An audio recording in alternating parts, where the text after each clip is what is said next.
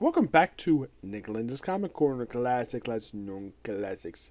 This is episode number 2282, Doubleshot number 2176.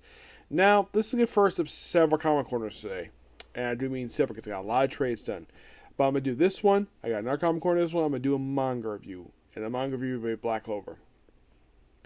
This one will start quite interestingly with a couple issues of Thor, and then we're going to talk about a Thor trade, and then it's going to be an Avengers Epic Collection.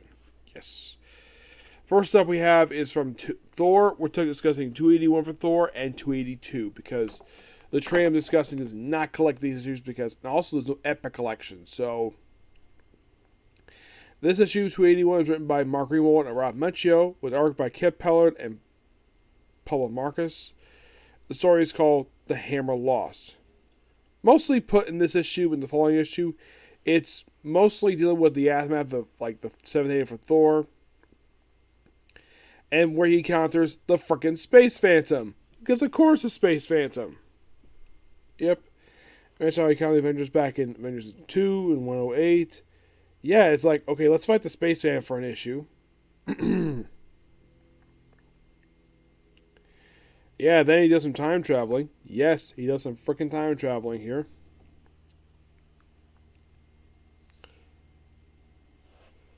And of course, basically, this is just a two-part with the Space Phantom. They say this issue is the 200th appearance of Thor, which I would. So they say this 200th issue of Thor. Well, Thor 200 appearance. That kind of makes sense. Yes. Is double issue? No, it's regular size issue. So,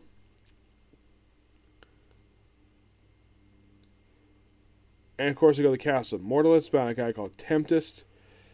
Yeah, it's a really fun two-parter. I gotta hand it to him.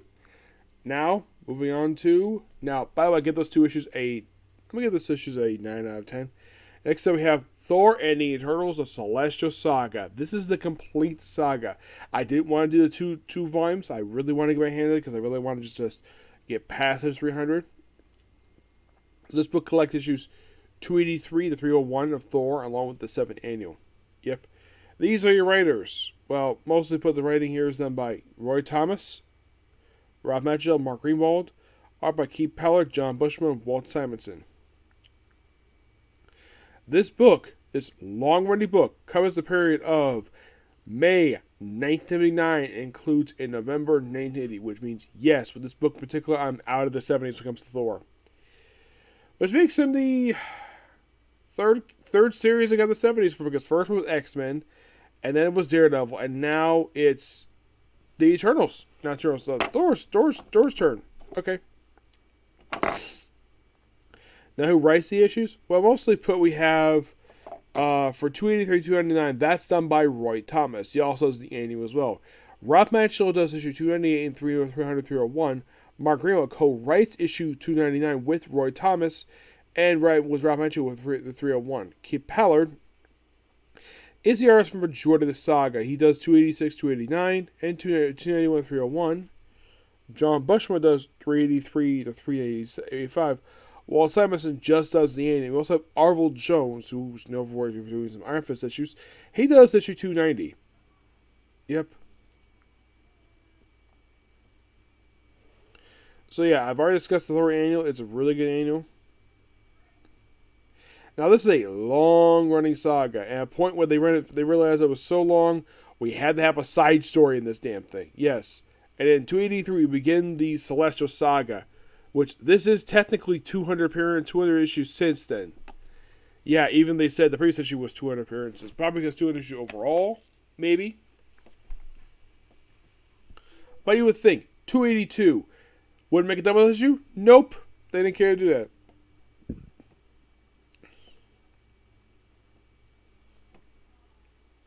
Mostly it's basically Thor dealing with the Celestials in this saga.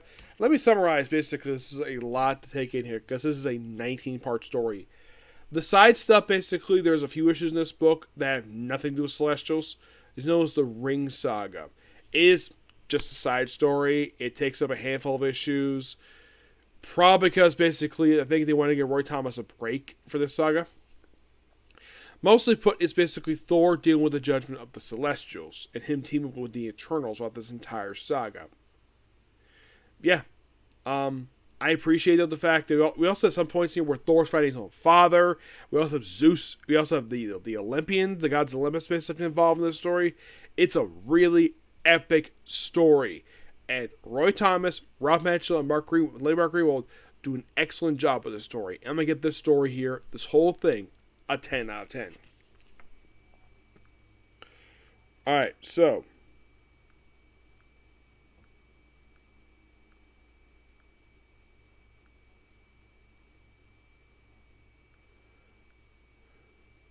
There you go. All right, next thing to discuss will be the Avengers Epic Collection, Volume 7, The Avengers Defenders War. Yep. Now, this one, like some of the ones, I'm skipping some issues because I've discussed some issues already. This book does collect Avengers 115 to 128, Giant Size number 1, Defenders 8 to 11, Captain Marvel 33, and Fantastic 450. Now, for those issues, skipping over those issues, along with Avengers 115 to 118. Yeah, these are your writers. This book. You have Steve Eckelhart, Roy Thomas, Jim Starlin, Jerry Conway. Artwork by, of course, Jim Starlin, John Bushma, Rich Buckler, Rob Brown, Sal Bushma, and that's it. And this book covers the period of September 1973, concludes in October of 1974. Okay, the 115 is actually just a prelude. So mostly put for issue 115, it's mostly just the Avengers dealing with this guy where they fight him for like one issue, and then it leads into the whole thing with the prelude with Loki.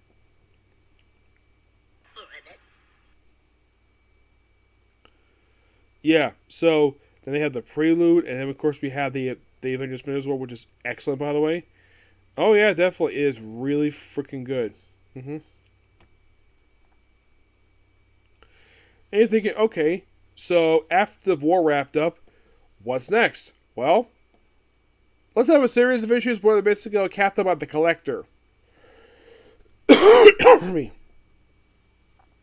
Yes. So, we see Thor taking away Loki brief period of time. So, yeah.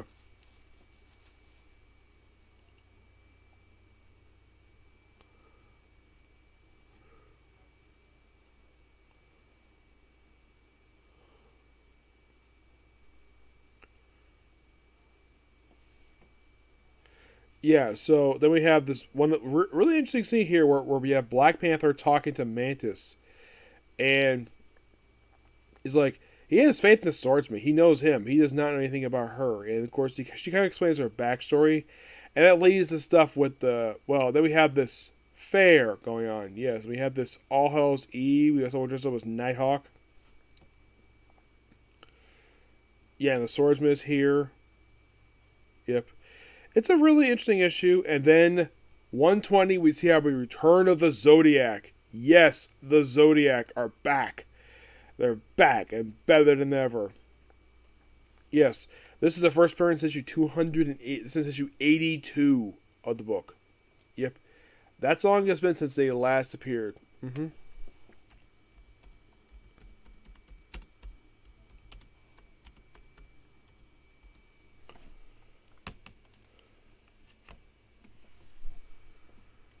Yeah, so we do have two new characters. We have second Ares, second Scorpio. Yep.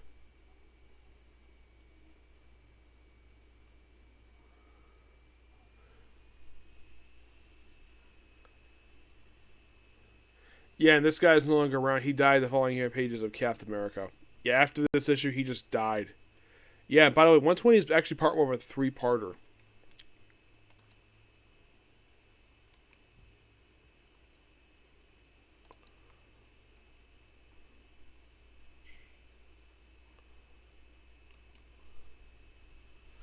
Yeah.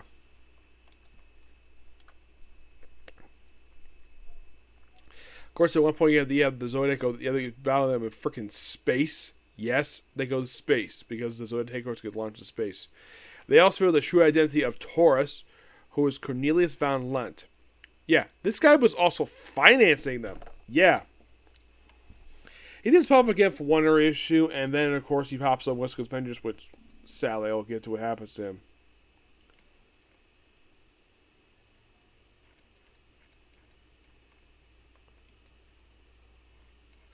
Yeah, and basically, he's here until issue 124, and then pops up in Ghost Rider, a couple of Iron Man, Captain America, pop up a handful of West Coast Avengers. About that sporadic because his most recent appearance, even though he's dead. Yeah, he's dead. He got killed off in West Coast Avengers. He came back in a flashback. Oh, he actually revealed to be alive. Yeah, somehow he's alive in the present day. How? Don't know.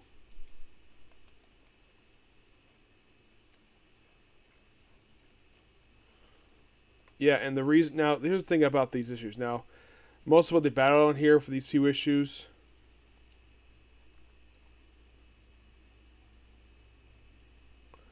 There's also Daredevil up in here, too. And then, basically, in issue 123, this is a really important issue, this one. This reveals Mantis' full backstory, and it's also that Libra of the Zodiac Cartel is her father. Yep, her father. Yeah.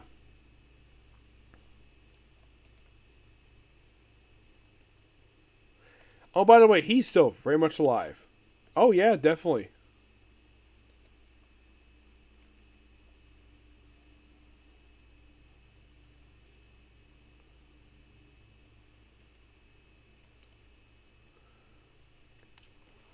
Yeah.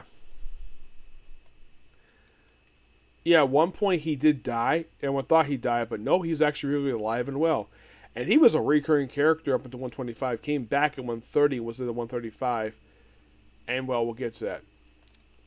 So the backstory for Mantis, well, her father anyways, is that he was a soldier in Vietnam, came across basically a temple, helped him out, and then, of course, basically when he and his him and of course Mantis' mother got married, his brother basically did not accept her brother accept the marriage. Yeah, they also kill a character called Starstalker in here.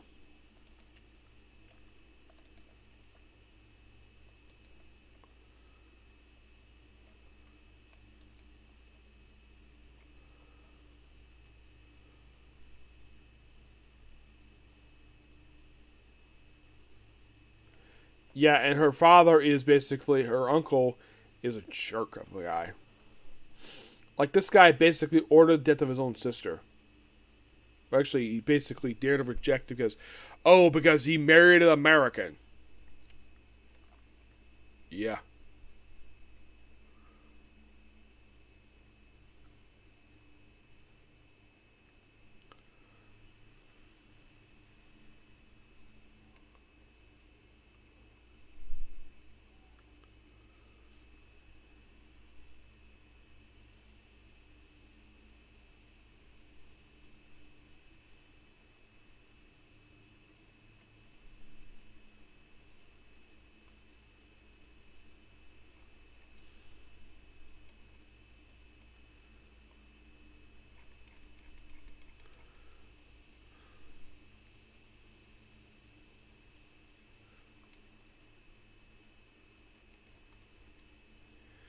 Yeah.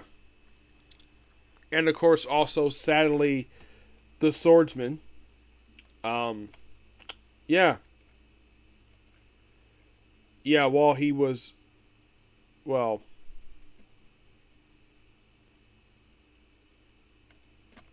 let's get to that.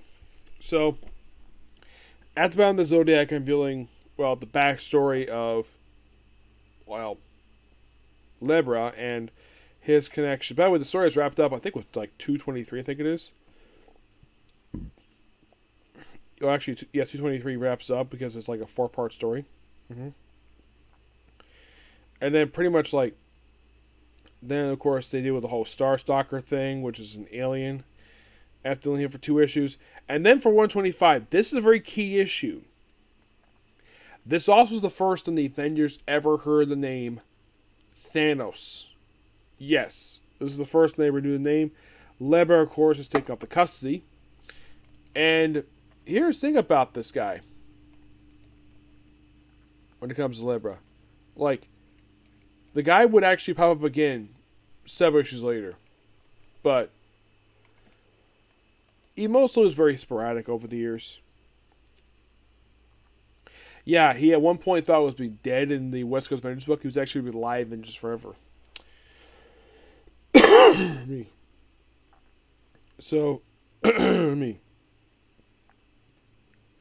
And then they jump over to Captain Marvel 33, which is Jim Starlin issue. Mm-hmm. Deals with Captain Marvel's account is battle with Thanos. And then we come to Giant Size Avengers #1. This is a very important issue because we got Civil First, we got returns.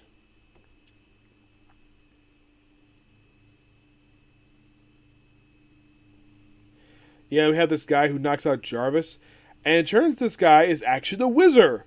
You're thinking, who the heck is the Wizard? Think of him as a Golden Age version of Quicksilver, who actually married Miss America and had a kid together. Now, they also mentioned what happened in All Winners 19 and 21. Whatever the All Winner Squadron, which of course, the All Winner Squadron, if you don't know who the heck these people are, basically after World War II, they decided to disband the invaders because basically there's no use, there's no war, but they want to keep the supergroup active. So basically, the remnants of that group and the Liberty Legion merged to form the All-Star Squadron, which was comprised of, well, Jim Hammond, Bucky, Miss America, Submariner, Tar, I think that's Submariner's Psychic, and the Wizard, and I think a few other people. Yeah, they were only around for 2 issues, and it disbanded. So they mentioned what happened after the All-War Squadron basically wrapped up, where they basically all went their separate ways, and Wizard got married and had a kid, who basically became Nuko. Yeah, and it was also doing this issue that that Miss America died. Yeah, she died. Yep, she in fact died.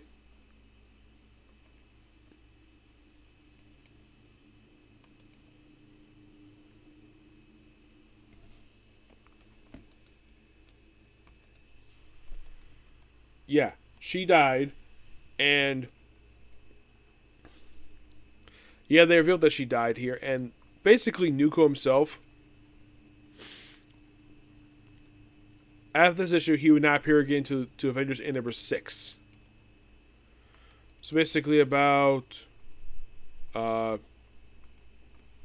think it's about 2 years later. Yeah, basically 2 years later. And if you're curious, what was Wisdom's previous appearance for this one?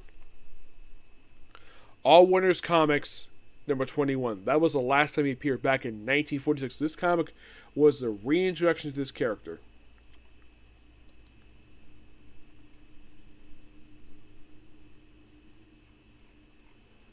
Oh, by the way, they explained the formation of this group in What If #4, which is immediately after World War II. Yeah, and it's interesting though the fact that the All-Star Squadron is not brought up again until this very issue. So it took him like about 30 years, basically.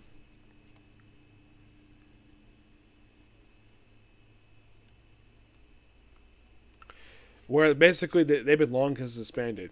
And, oh yeah, by the way, the Captain America group was actually not, Steve Rogers.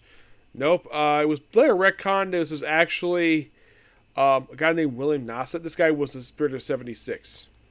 That was his code name.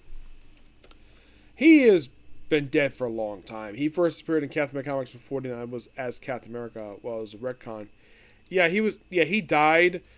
And here's the strange thing of his cape that for his costume was never again the Sun Girl. Yeah, he died. He got killed. He got shot to death. Yep, that's basically what happened to him. And I do appreciate the writer of this book, which is Roy Thomas, doing this because after all, the guy loves Golden Age stuff. So of course, basically, he would do this.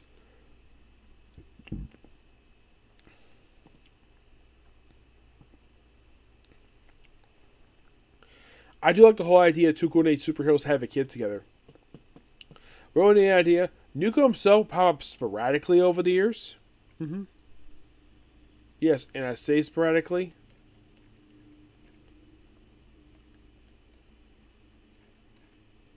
Yeah, after basically this issue in the annual, he popped up like in Marvel 2 and 1, and then of course Sprite Command Thunderbolts and V Battalion. His most recent appearance was actually in Avengers Day of Assault on Pleasant Hill Omega. It's basically most recent appearance about 6 years ago. Yeah, why he was placed there, don't know. And then we have it where in issue 126 we have Black Panther taking on Ulysses Claw once again. And a guy called Solar.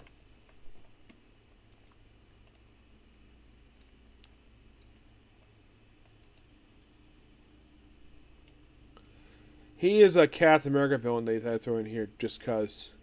The guy didn't really appear very much at all. No. I mean, prior to this book in particular,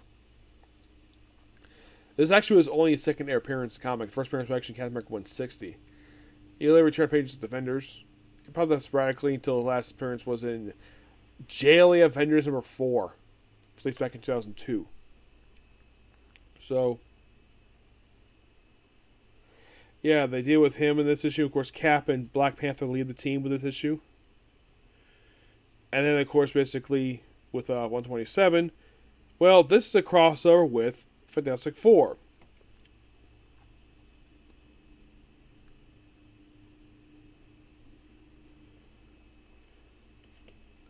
Yeah, why? Because this is the wedding of Quicksilver and Crystal, and about a guy called creature known as Omega, the Alpha Mutant.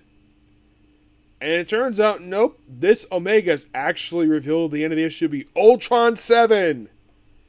Yeah, and this continues the Fantastic Four. So the Fantastic Four and Avengers team up to take on that one, and they win. And we go back over to Avengers, which I think is the last one here, where this is just right after that issue. It's mostly Agatha Harkness. It's like a supernatural issue. Like, yeah, we go back home, we deal with the Fantastic Four stuff. There's a guy called Nicodemus, who actually appears in Pages Defenders.